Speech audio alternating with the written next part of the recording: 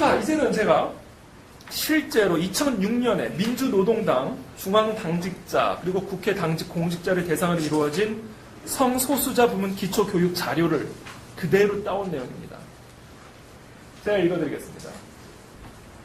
아버지, 어머니, 자녀, 결혼과 출산 등은 아직도 여전히 정상 가족과 함께 떠오르는 인지이며 우리 사회의 뿌리 깊은 이데올로기다. 하지만 이미 정상 가족의 비율은 40% 이하로 떨어지고 있다. 다양한 가족, 다양한 공동체, 다양한 결합에 대한 제도 마련의 요구는 이미 피할 수 없는 현실이다. 다양한 성 정체성은 사회가 역사를 기록하기 이전, 인간의 성에 대해 사회화하기 이전부터 존재해왔다.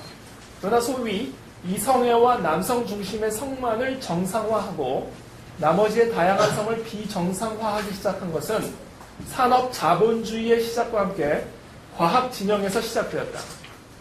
이는 자본주의 사회에서 노동력의 재생산을 담당하는 이성의 가족을 정상화하여 자본주의를 끊임없이 강화하여 자본 권력과 국가 권력의 이익에 궁극적으로 복무하게 하는 결과를 만들어내고 있다. 지금 제가 이미 설명드린 그 사상이 그대로 지금 녹여져 있는 겁니다. 이 사회에서 동성애자들의 결혼이 쉽사리 허용되지 않는 까닭은 가족을 중심으로 사회의 노동력을 재생산하고 자녀를 양육하는 견고한 이성의 중심의 가족 이데올로기가 자본주의 사회를 유지시키는 데 중심적인 역할을 하기 때문이다. 동성애자의 결혼을 금지하고 동성애자를 억압함으로써 사람들에게 이성 간의 결합만이 올바르다는 신화를 견고히 다지게 되는 것이다. 자, 지금 이것이 지금 제가 말씀드린 이 2006년 민주노동당 성소수자 부문 기초교육 자료입니다. 자, 지금 이것들이 지금 바로 다 이런 일환으로, 이런 흐름 속에서 학생인권 조례들이 지금 만들어지고 있는 거예요. 지금 좀 전에 우리 김기수 변호사님께서 이미 학생인권 조례에 대해서 다 자세하게 설명을 해주셨기 때문에 저는 뭐 구체적으로 설명을 드리진 않겠습니다. 그러나 그것이 의미하는 바를 우리가 이해할 필요가 있어요. 제가 지난주에 그 강원도 교육청에서 만난 분들을 얘기할 때도 이분들이 얘기하는 건 뭐가 문제가 있냐, 지금 이 조례안에. 어떤 나쁜 문제가 있냐. 이 조례안을 좀 찝어달라 이렇게 얘기를 해요. 근데 사실은 이 조례안 자체만 가지고 이야기가 어려워요. 왜? 설명을 해야 되니까. 설명을 해줘야 되기 때문에 이게 싸울 때 불리합니다. 이 사람들은 그냥 학생 인권 주장하자, 존중해주는데 왜 그러냐? 그럼 그것이 왜 안 되는지를 설명을 해줘야 되잖아요. 근데 이게 힘들다고요. 이게 설명을 해주려고. 그래서 저는 지금 이 사람들이 얘기한 이 학생 인권 조례라는 간단한 내용이 진짜 의미하고 있는 바를 우리가 이해를 하려면 그것을 만들었고 그것을 추진하고 있는 현직 교사들 또는 그 학생 인권 조례를 추진하고 있는 자들이 쓴 저서나 강의들을 같이 들어야 된다. 같이 읽어야 된다고 생각합니다. 지금 강원도 교육청, 우리 춘천에서도 많이 오셨는데 강원도 교육청 교육감이 지금 민병희 교육감인데 이분은 전교자 강원 지부장 출신입니다. 강원도 교육청이 지난 4월에 청소년 교육의회를 만들고 의원으로 선정된 학생들에게 필독서를 제시했습니다. 필독서. 그 책의 이름이 세상을 바꾸는 힘이란 책이에요. 세상을 바꾸는 힘. 제가 이 책을 직접 사서 읽었습니다. 그래서 제가 이 학생 인권 조례를 더 자세히 이해하게 됐어요. 그래서 제가 그 내용들을 제가 그대로 발췌를 해서 지금부터 보여드리도록 하겠습니다. 그 세상을 바꾸는 힘의 그 저자 가운데 학생 인권 조례 부분을 쓴 저자는 현재 전교조 학생 인권 국장입니다. 그 사람이 어떤 내용을 이야기를 했는지 한번 우리 같이 읽어보고 저만 읽으면 심심하니까 다 같이 한번 읽어보겠습니다. 시작.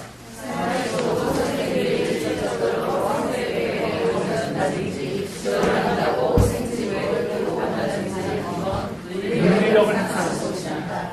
이건 눈에 보이는 폭력이죠. 결국 학생을 자일까 말까를 판단하는 건 교장, 교감, 선생님이에요. 이런 걸 권력이라고 하는데요. 눈에 보이지 않고 멍이 들거나 다치진 않지만 학교에 다닐지 못할지를 결정하는 거죠. 지금 이 이야기는 뭐냐면요. 지금 선생님이 아이들에게 어떤 잘못을 한 아이에게 너 생활지도부로 와. 라고 하는 것은 물리력을 행사한 거라고 지금 아이들에게 가르치고 있습니다. 물리력. 그리고 이것은 폭력이라고 지금 아이들에게 설명을 드립니다. 폭력. 그러면서 어떤 문제를 저지른 학생을 자를지 말지를 판단하는 건 교장 교감인데 이런 거를 우리가 권력이라고 이야기한다고 지금 아이들에게 그러니까 지금 이 사람은요, 교사와 학생의 관계를 강자, 또 억압자와 약자의 대결 구도로 교육을 시키고 있는 겁니다. 그래서 이 약자를 보호하기 위해서 학생 인권 조례 같은 게 필요하다라고 이야기를 하는 거예요. 그 다음, 제가 읽어드릴게요. 여러분, 바른 시민의 제1 조건이 무엇이요? 그렇죠. 법을 잘 지키는 것. 그래서 교칙을 준수해야 된다고 학교에서 끊임없이 가르치죠. 교칙을 잘 준수하는 사람은 결국 어떤 사람이에요? 그 바른 인식을 갖고 있는 사람이란 결국 수동적인 사람. 시키는 대로 잘하는 사람입니다. 공산주의 국가가 아닌 우리 사회도 시키는 대로 따르는 수동적인 사람을 만드는 교육을 하고 있는 거예요. 라고 가르치고 있습니다. 그러니까 선생님의 말을 잘 듣거나 학교 교칙에 순종하는 자를 마치 공산주의에서나 할 수 있는 일이라고 그렇게 가르치면서 그런 사람은 수동적인, 그러므로 법 준수자가 마치 부정적인 인간형인 것처럼 아이들에게 교육을 시키고 있습니다.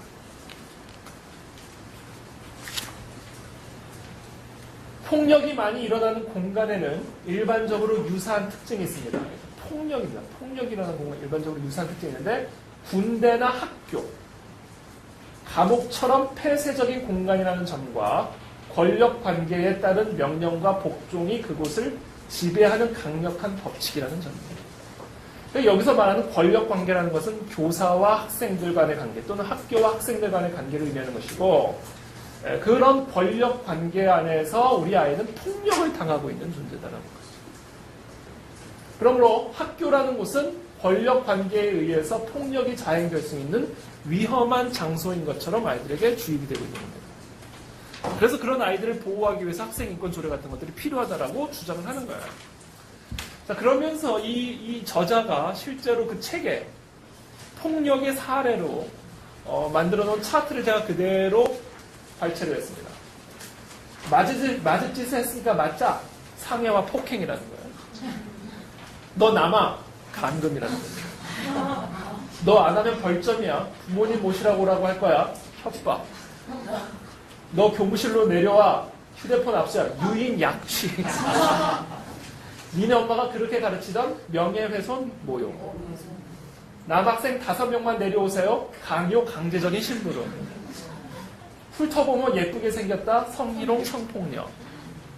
도루일도끼 2,000원 이상 내자. 금품 갈취. 그러니까 지금 이 사람이 그 책에서 폭력의 예로 발췌는 거예요.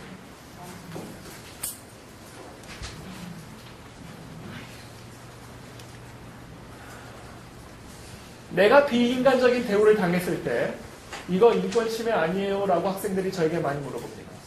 그러면 저는 이렇게 대답합니다. 학생 인권 조례 찾아봐. 거기에 관련된 조항이 있는지 없는지. 예컨대 내가 굉장히 모욕을 당한 것 같아요. 내가 이걸 회복하기 위해서 힘이 되는 근거들이 학생 인권 조례에 있는지 없는지, 아니면 학생 인권 조례에서 제시하는 해결 방식으로 이 문제를 풀 수 있는지 없는지 스스로 따져보는 겁니다.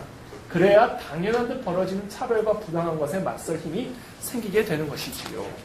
그러니까 결국 저는 뭐 좀 조그만 일부만 발췌를 해왔지만 사실 큰 흐름에서 결국은 교사와 학교에 대한 투쟁 의식을 강화시키는 교육을 지금 하고 있는 겁니다. 집회와 결사의 자유도 인정해야 된다고 지금 학생인권조례, 일부 학생인권조례에서 그렇게 이야기를 하고 있는 것이죠. 결국 투쟁의 장소로 변질될 수 있는 것이 학생인권조례다. 그래서 현재 어떤 일들이 벌어지고 있는지를 제가 사례로 간략간략하게 지금부터는 슬라이드로 보여드리도록 하겠습니다. 춘천의 한 초등학교의 그 도서관에 있는 인권이 뭐예요라는 책입니다. 부모님 말씀 무조건 따라야 하나요? 집회 및 결사의 자유. 시위하는 사람들을 만났어요. 정치는 어른들만의 것일까요? 국기에 대한 경례나 애국자 제창은 자신의 생각과 맞지 않다고 여기는 어린이가 있다면 그 생각도 존중해줘야 된다. 이런 것들이 지금 이 아이들 도서관에 있는 인권이 뭐예요라는 책이 나와 있습니다. 그 결과 어떤 일들이 벌어지고 있냐면 서울학생인권조례 공청회에서 여기 있는 아이들이 국회에 대한 격려를 거부하고 앉아 있습니다. 중고생 연대라고 정치 단체를 만들었어요. 여기 그 춘천에 베이스를 두고 있는 단체로 제가 알고 있는데 중고생 연대입니다. 여기 보면 교육제도 갈아엎자, 강제 보충 야자 저지를 위한 강원 지역 중고등학생 기자회견. 여기는 그 춘천에 있는 한 고등학교 개혁을 위한 학생 모집이라서 이렇게 광고가 돼 있어요. 강제 보충 야자, 휴대폰 수거, 체벌 벌점, 무슨 고등학교 해도 너무하다. 학교의 주인은 학생입니다. 교사는 수십 명, 학생은 1000명이 훨씬 넘습니다. 학생들이 뭉쳐서 학교와 싸우면 그 어떤 교사와 학교도 버티지 못하고 학생을 위해 개혁됩니다. 심지어 이번에는 우리를 지켜줄 수 있는 법과 교육감이 있습니다. 모모모 고등학교 학생 여러분, 우리 똘똘 뭉쳐서 학교를 개혁해냅시다. 서울특별시 학생인권조례입니다. 아까도 우리 변호사님 말씀하셨듯이 임신 또는 출산, 성적 지향, 성별 정체성 등을 가지고 차별받지 않을 권리를 가진다고 명시되어 있는데 이것이 무슨 의미냐면요. 간단하게 얘기하면 아이들이 임신한 것에 대해서 옳고 그름을 따지면 안 된다는 이야기입니다. 왜? 그건 학생의 권리니까. 동성애, 트랜스젠더, 옳고 그름을 따지면 안 된다는 얘기예요. 왜냐하면 그건 학생의 권리이기 때문에. 이것이 지금 학생인권조례의 의미입니다. 그 결과 우리 아이들의 성윤리가 완전히 붕괴가 되고 있는데 여기 많은 분들이 이미 제 강의를 들으신 분들은 알고 계시겠지만 또 처음 오신 분들을 위해서 제가 설명드리겠습니다. 서울시에서 서울시 세금으로 운영되어지는 아하 청소년 성문화센터라는 곳에서 아이들을 성교육을 시키는 시립 성문화센터입니다. 그것은 우리 학부모가 미리 들어가셔서 거기에 배치된 여러 조형물들과 작품들 쭉 사진을 찍었는데 이 작품은 지금 그 그룹 성관계를 갖고 있는 조형물로 보여주는 겁니다. 이건 제가 읽진 않겠어요. 그냥 보십시오.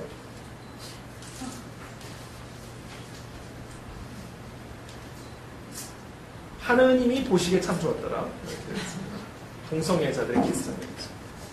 SBS에서 아이들의 그 성윤리 붕괴 실태에 대해서 다큐멘터리를 만든 적이 있는데 이런 내용이 있습니다. 9살 딸이 학교에서 친구들과 야동을 봤대요. 9살이면 초등학교 2학년이죠. 초등학교 4학년 아들이 음란물을 접했습니다. 같은 반 친구에게 성관계를 하자고 했답니다. 여자가 쾌락의 대상으로 한 거입니다.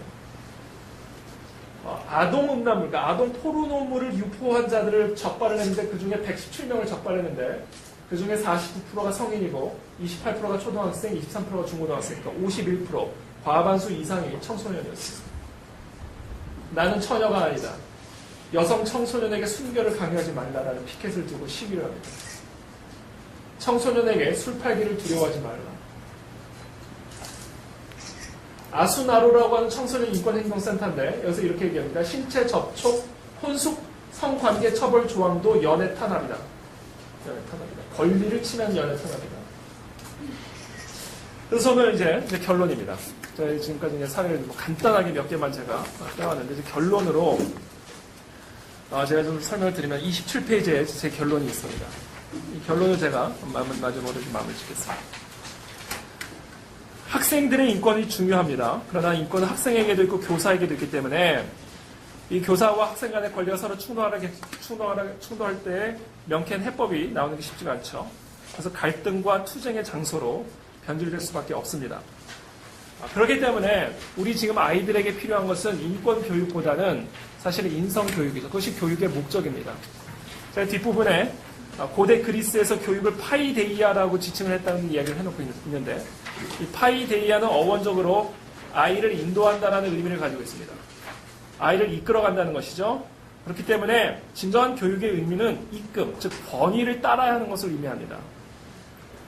근데 지금 이 학생 인권 조례를 추진하고 있는 사람들이 주장하는 것처럼 교사의 권위에 승복하는 그것이 마치 우리의 권리를 핍박하고 박해하는 그런 폭력인 것처럼 우리 아이들에게 교육을 시킨다면 지금 우리 아이들에게 옳고 그름 그리고 선과 악에 대한 그런 분별력이 연약한 우리 아이들이 앞으로 어떻게 건강한 사회의 일원으로 우리 사회를 이끌어갈 수 있을지 걱정을 안 할 수가 없겠죠. 그래서 저는 오늘 이 특별히 마지막 부분에 말씀을 드리고 싶은 부분은 지금 여기 우리 춘천에서도 많은 분들이 오셨지만 정말 우리 이 나라와 민족을 정말 사랑하는 우리 애국자들이 정말 우리 아이들의 미래를 책임지기 위해서 힘을 모아서 이 학생 인권 조례를 막아야 되고요. 특별히 강원도에서 지금 추진 중에 있는데 여기 좀 관심을 갖고 우리가 이것을 어떻게 막을 수 있을지, 그리고 이미 통과된 학생 조례를 어떻게 다시 폐기할 수 있을지, 이런 것들 우리 변호사님, 법조인들을 비롯한 우리 많은 시민단체들이 정말 좀 더 진지하게 좀 고민을 했으면 좋겠다라는 제 마지막 바람을 끝으로 제 발제를 마치도록 하겠습니다.